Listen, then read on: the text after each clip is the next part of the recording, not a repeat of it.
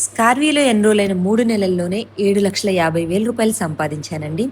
అవకాశాలు ఆకాశం నుంచి ఊడిపడవండి. మన ఆలోచనల నుంచే పుడతాయి. జేబులో డబ్బు లేకపోవడం దరిద్రం కాదండి. బుర్రలో డబ్బు సంపాదించే ఆలోచన లేకపోవటమే అసలైన దరిద్రం. నిజానికి ఈ రోజుల్లో ఒక మంచి ఆలోచన ఉంటే చాలండి.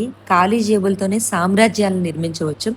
అందుకే జేబును నింపుకోవటం కన్నా ముందు బుర్రలో ఒక బలమైన ఆలోచనలను నింపుకోవాలి.